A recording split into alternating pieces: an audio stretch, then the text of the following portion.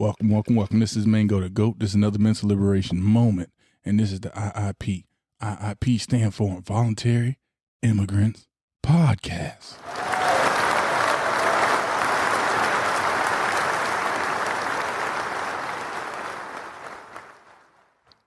Before you stick your balls in some Thousand Islands dressing, I like to talk to y'all motherfuckers about depression.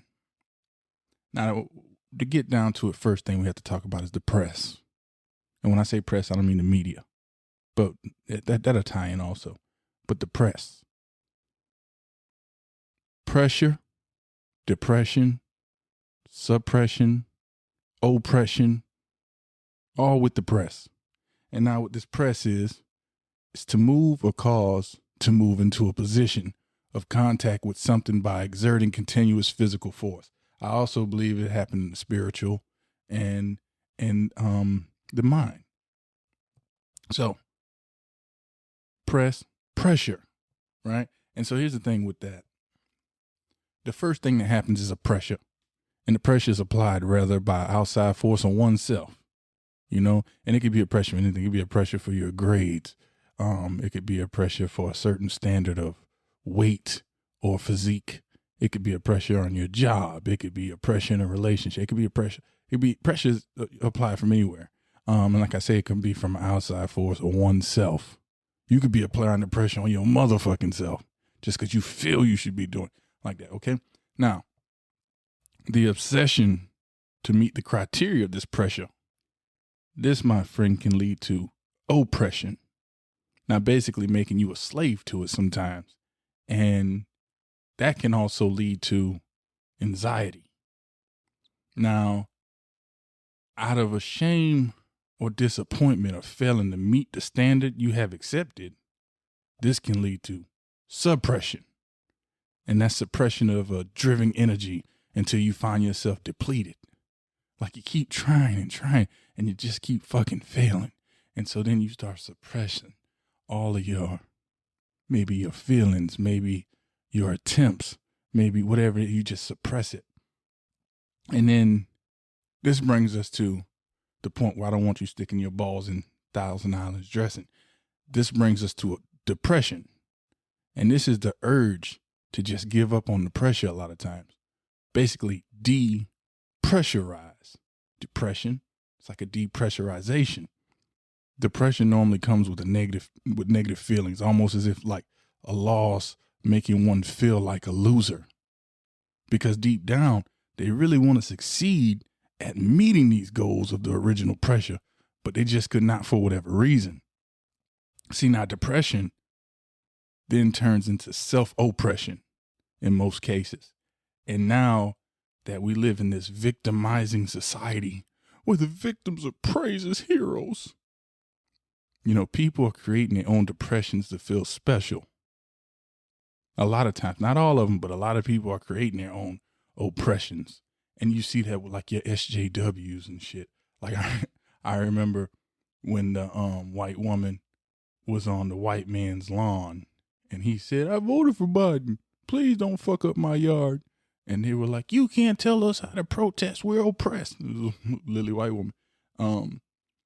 But you see, because we have this victim-like culture, everybody wants to be a product of some kind of victimized category.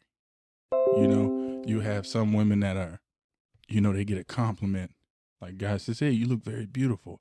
"Oh, he sexually harassed me." And this shit's fucking crazy.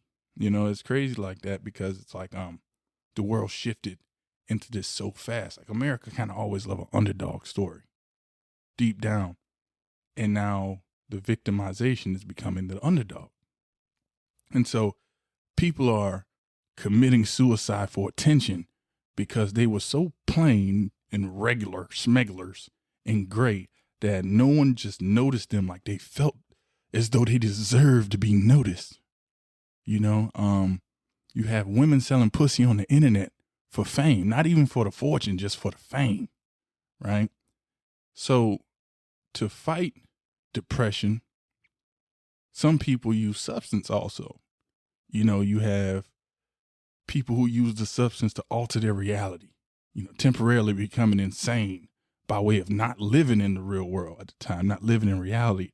It's almost the equivalent of how a lot of nerds and incels may stay on a virtual world where they have an avatar creature.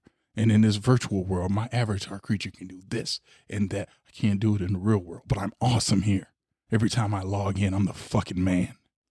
That's what you have there. I never forget too, like with the substance. If I tell you the story, my uncle comes home from prison, my Uncle Cash, and it's this girl in my neighborhood. She's like 20, 21, but she rides this bicycle every day. And, I swear, maybe she just rides to college, but she's always going back and forth. There was college right down the street. Maybe that's what she's into. So when my uncle comes and visit, keep in mind, I've seen this girl going back and forth for like months on end. My uncle at the time, he was into the game, the drug game or whatever. And my uncle say, "Oh man, I'm about to go serve her." I say, "Nah, uncle, she like a college kid, man. She ain't on no rocks, man. She ain't doing that." He say, "Shit." And he leave. Come back. She bought all my shit. I said, "What?" And the first thing I remember thinking is 20-something years old, who the fuck smoking crack? In 2000 and something at 20 years old. Most of the jugs I ever met was like older. And they've been through a bunch of shit. But yeah. I said, "Nah." He said, "Yeah, she bought all my shit, boy. I told you. That girl too skinny to not be on no shit. That girl sell pussy for dope." And I just bust out laughing. And then that brings me now, like what I'm thinking about, like, damn, maybe she had some kind of fucking depression and that's what's taking her out the other side of the world. See, our society has become so fucking pampered that it literally weakens us.